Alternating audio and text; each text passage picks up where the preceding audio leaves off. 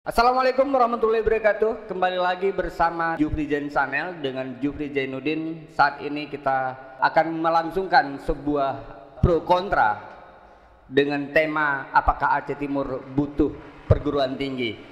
Hari ini kita sudah hadirkan dua narasumber yang pro maupun yang kontra. Nah, kita akan beradu argumen di sini. Dan dengan sebelumnya saya akan perkenalkan.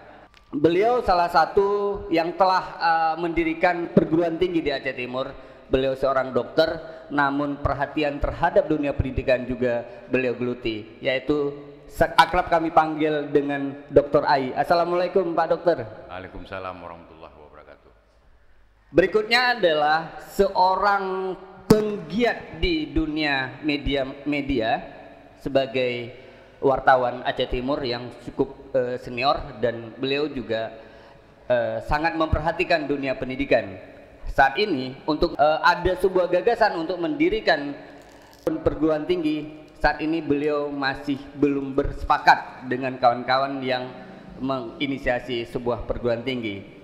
Bang Ismail Abda. Assalamualaikum Bang Ismail. Terima kasih. Waalaikumsalam warahmatullahi wabarakatuh.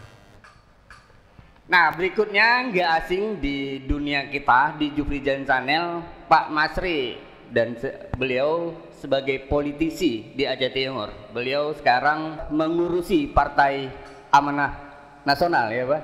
Assalamualaikum Bang Masri. Waalaikumsalam warahmatullahi wabarakatuh. Nah, yang satu lagi adalah tidak asing juga di Jufri Zain Channel. Beliau adalah peneliti muda dan alumni di sebuah universitas di Malang. Beliau sekarang sudah pulang ke daerah dan saat ini sedang melakukan penelitian di Aceh Timur. Assalamualaikum Bang Muammar. Waalaikumsalam warahmatullahi wabarakatuh. Silakan Pak Ai untuk memberikan argumen kontranya Pak Ai. Silakan. Assalamualaikum warahmatullahi wabarakatuh. Waalaikumsalam. Terima kasih, saya diberi kesempatan pada hari ini di Jufri Channel. Saya pikir ini kesempatan yang paling bagus untuk kemajuan Aceh Timur. Saya sebenarnya hari ini kita bukan cerita pro dan kontra, tapi ceritanya perlu atau tidak, kan itu. Nah, jadi kalau cerita tentang perlu atau tidak itu sebenarnya kita sudah terlambat. Saya sudah berpikir dari 2007, 2008 kita dirikan Stikes ketika itu. Nah, artinya sebenarnya memang Aceh Timur ini butuh. Nah, tetapi mungkin yang menjadi masalah adalah bagaimana kita menjamin lulusannya. Nah, jadi ini yang menjadi perhatian kita semua, yang seharusnya menjadi perhatian kita semua, bahwa mendirikan perguruan tinggi itu butuh kajian yang sangat-sangat mendalam. Dan jika pun memang, karena hari ini begini, pendidikan ini sudah agak sedikit bergeser dari social oriented menjadi business oriented. Nah, ini yang harus kita pikirkan. Kita harus melihat juga bahwa ada nggak keuntungan dari segi bisnis. Orang kalau tidak ada keuntungan dari bisnis tidak akan mau berinvestasi di bidang pendidikan. Nah, makanya kalau saya katakan hari ini terlampau besar energi yang kita kuras hanya untuk diskusi-diskusi ini, sementara orang yang seharusnya bisa terlibat langsung dalam hal ini itu tidak kita libatkan. Misalkan beberapa orang yang berlatar belakang dunia pendidikan, khususnya pendidikan tinggi, ini harus kita libatkan karena ini menyangkut dengan kemampuan dia memenuhi. Saya ceritakan sedikit pengalaman bahwa di awal pendirian kita hanya menyewa sebuah toko, 5 pintu toko ketika itu selama 5 tahun. Tapi selang 3-4 tahun kemudian kita sudah bisa membeli tanah. Nah, ini artinya apa? Memang kita berpikiran kalau ini tidak menguntungkan kita tidak akan mendirikan. Nah, jadi nanti bantuan dari pemerintah itu sangat minim saya pikir. Oke, tahan dulu di situ Bang. Oke. Nanti kita akan debat bantuan dari pemerintah. Kita coba tahan di situ. Bang Is, di mana letak ketidaksetujuannya dari tim inisiatif? Gencar sekali di media massa Bang. Abang tidak setuju terhadap pendirian universitas Bang. Terima kasih atas kesempatannya. Sebenarnya dari awal saya tidak menyangka kalau argumen saya itu dibawa sampai kemari, ya. Tapi yang perlu saya apresiasikan munculnya ide dan gagasan ini Ini saya apresiasikan. Ide untuk menghadirkan sebuah universitas itu saya akui.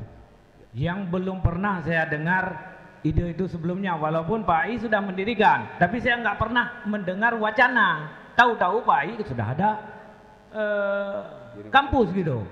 Nah, jadi ini memang mengundang banyak tanda tanya. Saya sendiri, jadi saya sedikit perbaiki. Saya sebenarnya bukan tidak setuju, ya. Tapi dalam tanda kutip, dalam komentar saya itu saya buat bukan berarti tidak butuh. Nah, saya sambung dari teman saya tadi, Pak Dr. Ai, kita butuh kajian. Nah, hari ini saya melihat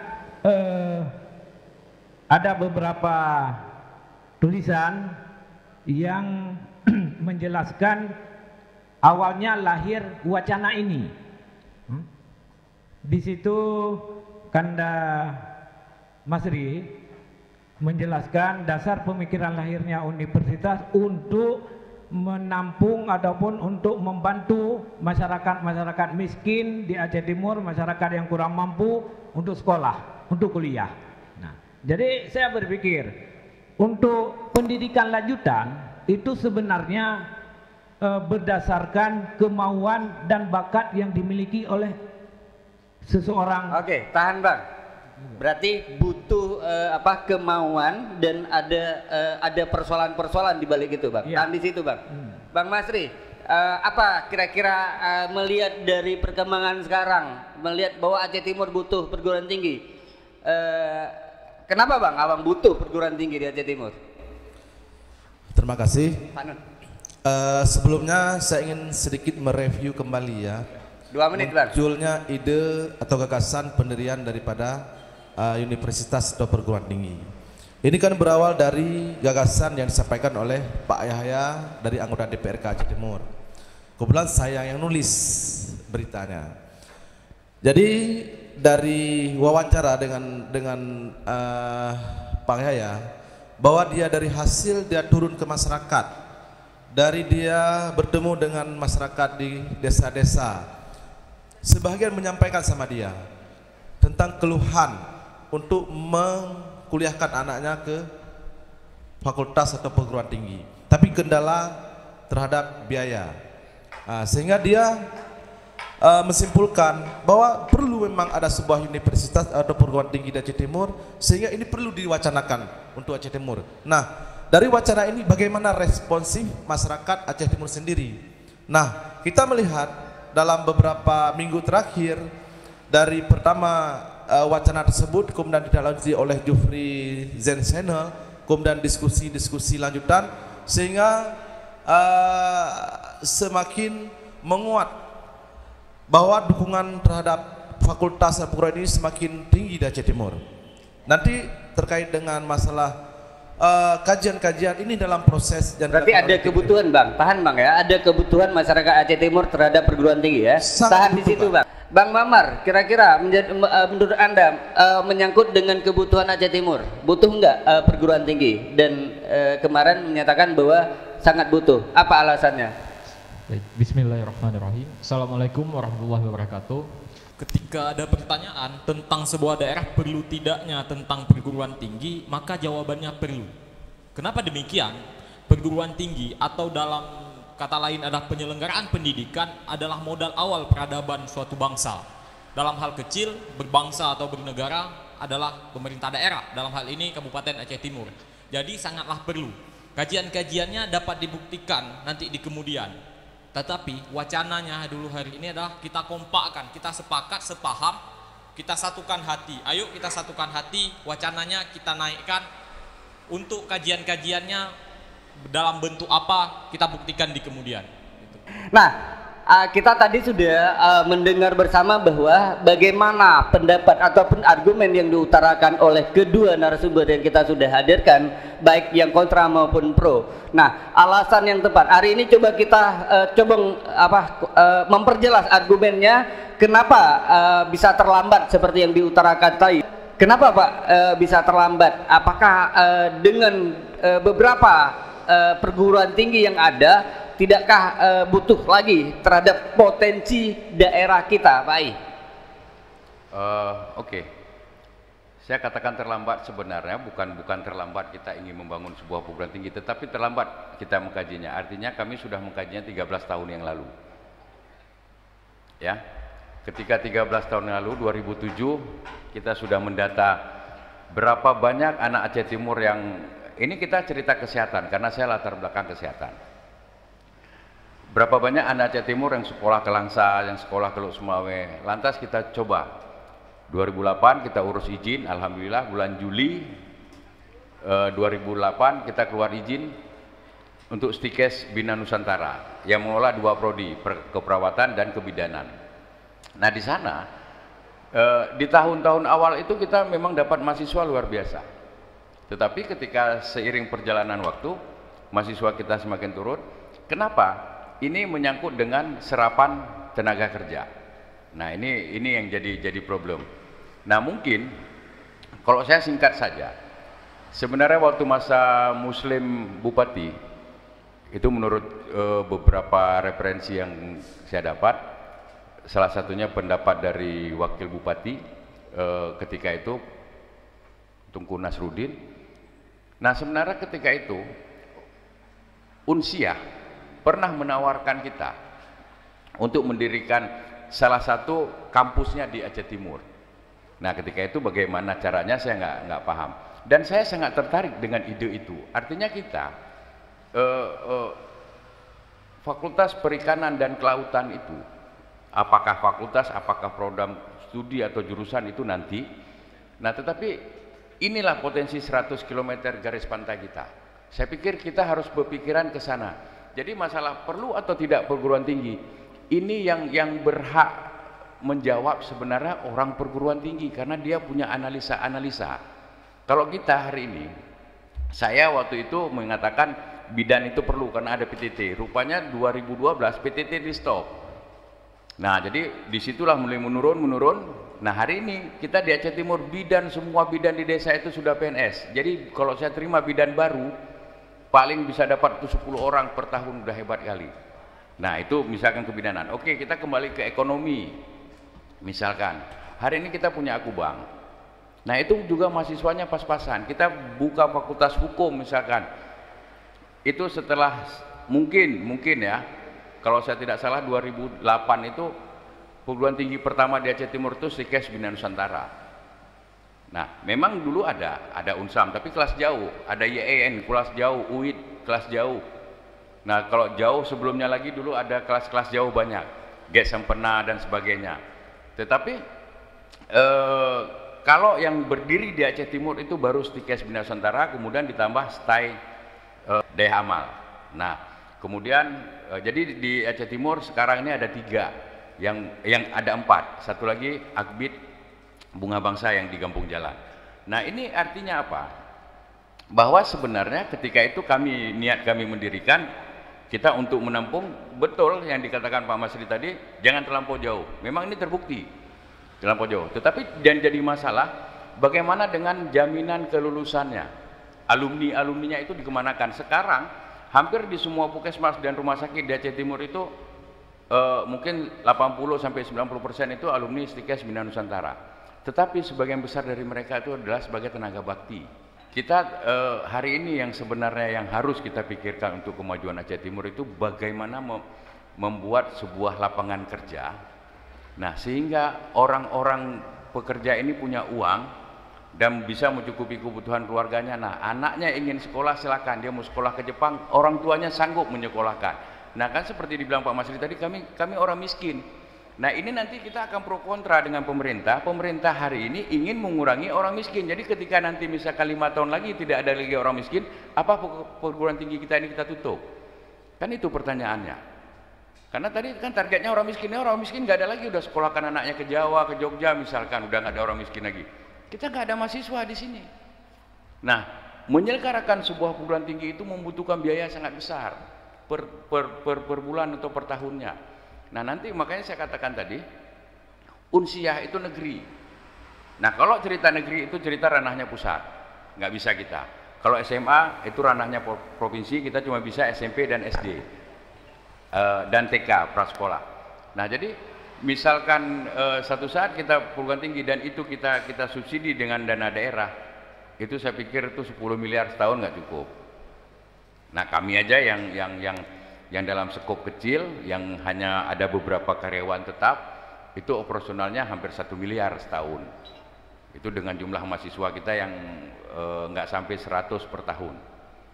Nah, jadi mungkin ini pendapat awal saya tuh. Oke, Bang Is, kira-kira terhadap apa argumen Bang Is terhadap itu?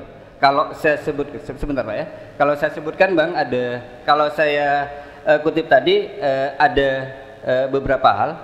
Lapangan kerja setelah kelulusan mau kemana. Yang kedua adalah biaya besar bagi operasional. Oke, Bang Is. Ya, mungkin karena saya berada di pihak yang kontra, ya, mungkin nggak jauh beda ya. Saya melihat dalam wacana ini ada yang tertinggal. Tinggalnya di konsep. Jadi wacana ini terlalu cepat kita munculkan tanpa diawali dengan konsep-konsep, sehingga menimbulkan persepsi yang lari daripada konsep universitas itu sendiri. Salah satu konsep untuk menampung pemuda-pemudi kurang mampu dan miskin, kita sekolahkan di Universitas Aceh Timur. Nah, pertanyaannya hari ini, universitas apa yang kita bangun? Negeri atau swasta? Nah, kalau swasta justru jangankan untuk menampung putra-putri Aceh Timur yang miskin, mungkin biaya operasionalnya pun kita harus berpikir 2 kali lipat.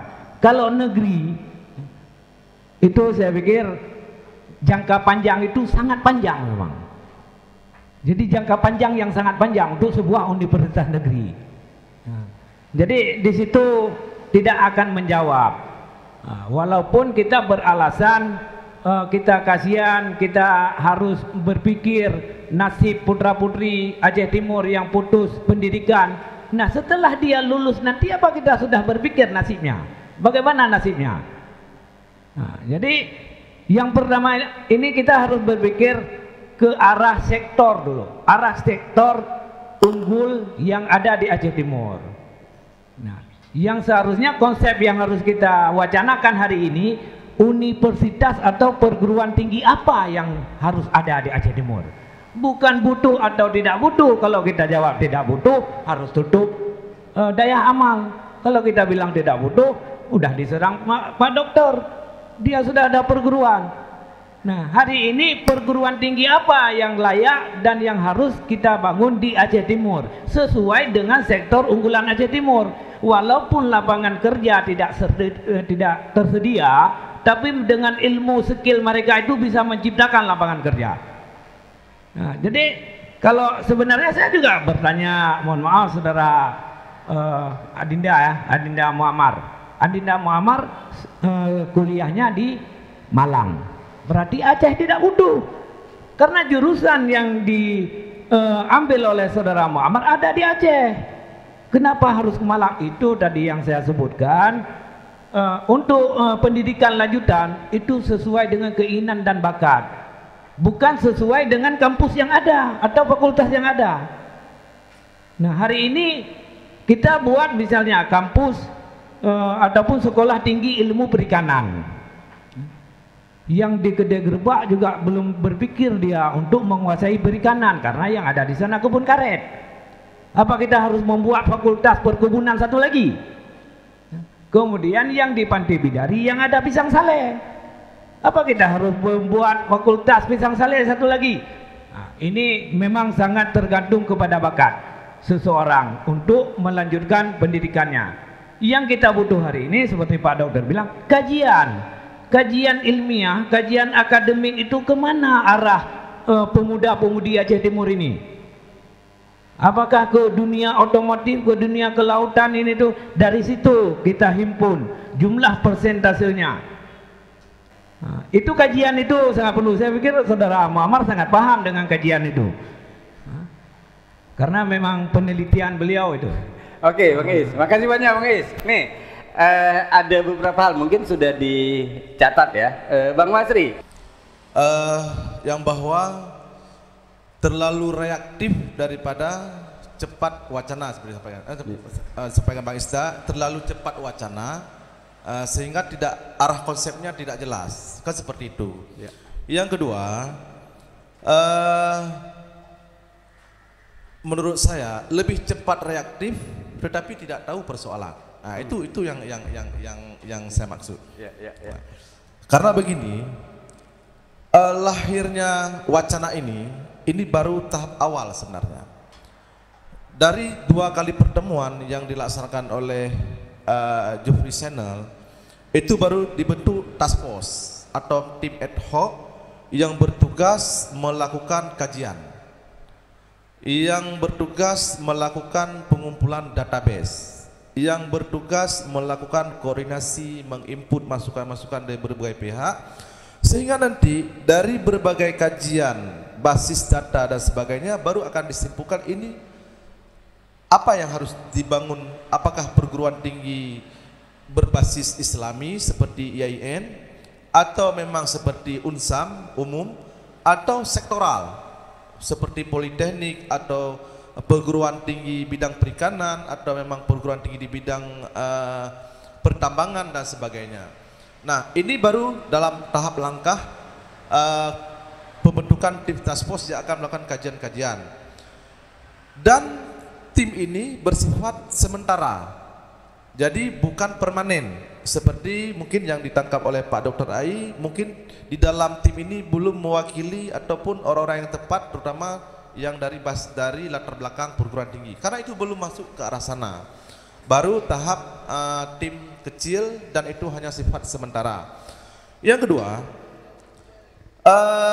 dari kita lihat yang dari respon publik itu, kenapa saya mengatakan bahwa ada pola pikir atau ruang berpikir yang sangat terbatas, karena seolah-olah tujuan ini adalah jangka pendek, tahun depan atau 2 tahun kemudian ini sudah jadi.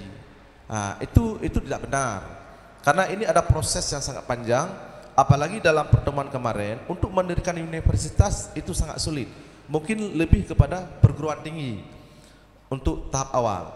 Yang kedua, bahwa ini bukan dari pemerintah, bahwa wacana ini bukan dari lahir pemerintah, sehingga langsung ditolak, dianggap bahwa ini sumber dana APBK, kan? Tetapi tidak tutup kemungkinan juga bila memang nanti pemerintah sendiri mendukung, itu akan diambil oleh pemerintah terhadap rencana ini, kan seperti itu kan. Yang ketiga, bahwa tujuan pendirian perguruan tinggi ini bukan hanya sebatas untuk menampung mungkin keluarga miskin ataupun anak-anak tamatan SMA dari keluarga kurang mampu yang tidak sanggup atau tidak mampu mengkuliahkan di Banda Aceh, di Langsa atau Lok Semawe. Tetapi banyak pengaruh atau dampak daripada lahirnya perguruan tinggi. Karena begini, dari yang saya baca, obsesi untuk membangun sebuah universitas atau perguruan tinggi itu yang representatif.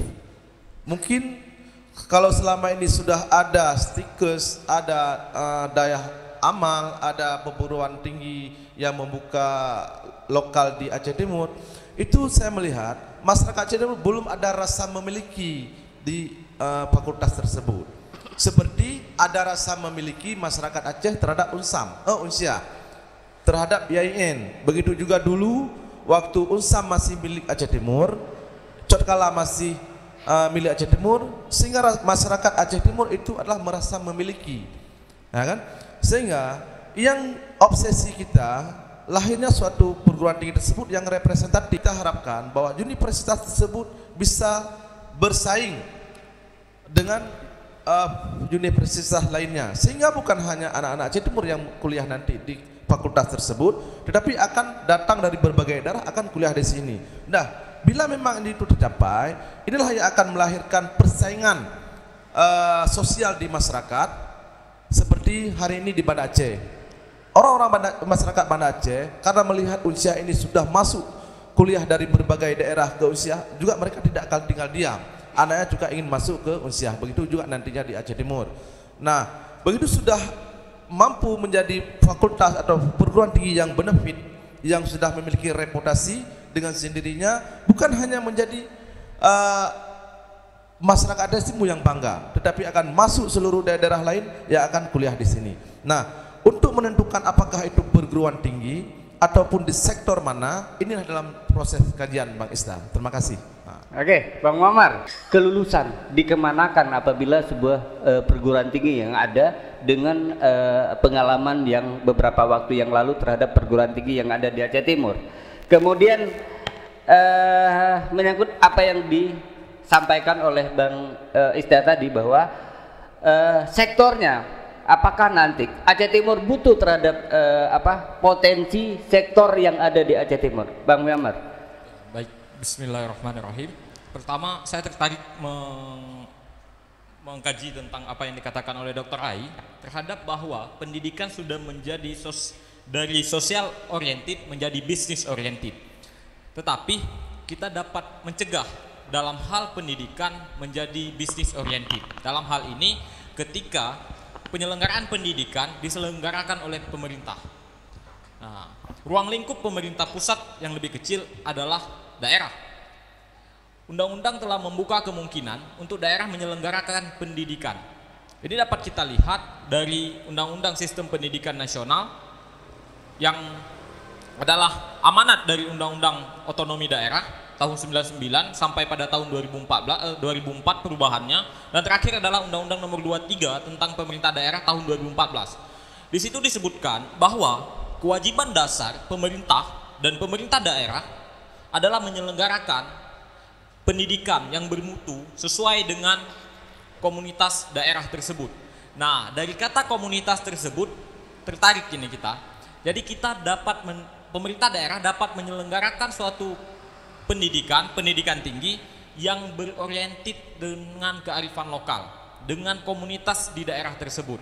Nah, makanya perlu pengkajian lebih detail terhadap hal tersebut. Cuma kita salah di awal bagaimana? Ini salah persepsi, antara salah persepsi dan persepsi yang salah. Nah, wacana kita memang duluan, memang harus ada wacana baru lahirlah konseptornya. Kalau tidak ada wacana maka konsepnya tidak ada. Sama seperti kemerdekaan negara ini, kalau tidak ada wacana negara merdeka, konsep negara yang bagaimana dibentuk nggak akan terjadi. Mau negara serikat atau republik itu nggak akan. Yang terjadi utamanya itu adalah wacana. Mau itu politeknik ataupun lainnya, itu sesuai dengan kajian kelayakannya. Nah, itu yang saya sebutkan bahwa kita bisa pertahankan pendidikan itu menjadi social oriented dengan cara penyelenggaranya adalah pemerintah.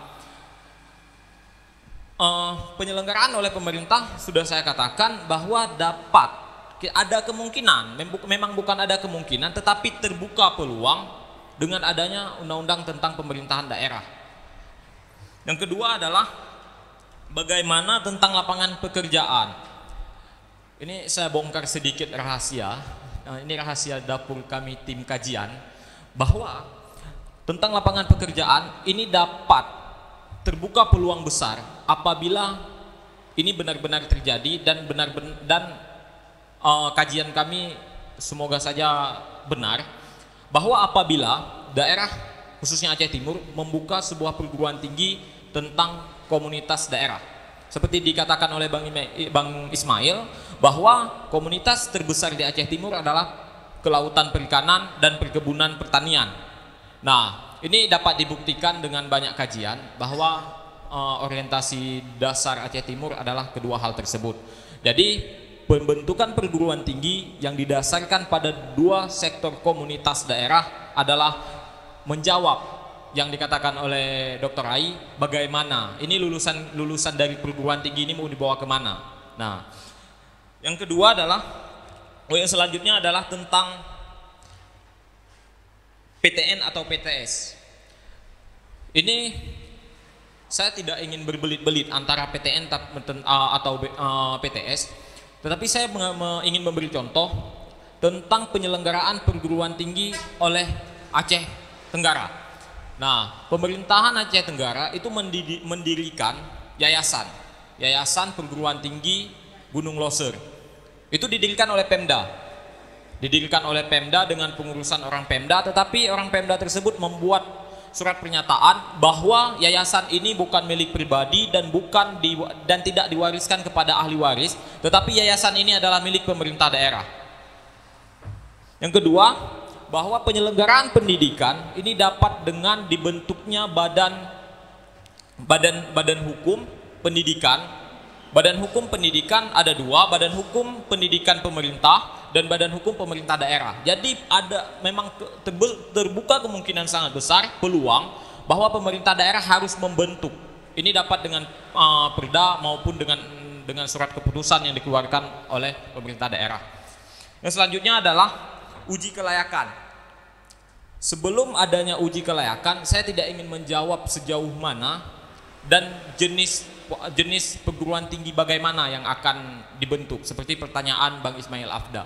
Ini sebenarnya tugas kita bersama, Bang. Tugas kita bersama, kita mengkaji lebih jauh ini mau dibentuk atau konsep yang bagaimana. Tugas kita sebenarnya bukan membentuk, tetapi mewacanakan, mengkonsepkan, kita beri kepada pemerintah daerah. Dari para yang formatur-formatur ini, nggak ada yang mau dirikan perguruan tinggi. Kenapa? Nggak ada cukup uang kami. Nah, kalau saya dibilang mau dirikan perguruan tinggi, tidak. Saya makan aja anak kos, Bang, jadi masih agak susah. Jadi dari Bang Yahya pun nggak akan mungkin saya katakan ini mau dirikan perguruan tinggi seperti dikatakan Dr. Ai, bahwa biayanya besar. Nah, jadi dari konsep yang kita canangkan pertama, bahwa kita ingin menarik pemerintah daerah. Ingin menarik pemerintah daerah untuk membiayai ini. Jadi kita ingin menarik pemerintah daerah dari kesalahan-kesalahan yang sudah terlalu besar mungkin. Ini kita ingin menyelamatkan pemerintah daerah untuk melakukan kewajibannya. Ini kan tugas kita bersama, tugas saya, tugas Dr. Ai, tugas Bang Ismail Afda untuk menyelamatkan pemerintah. Nah, mungkin sekian dari saya ya.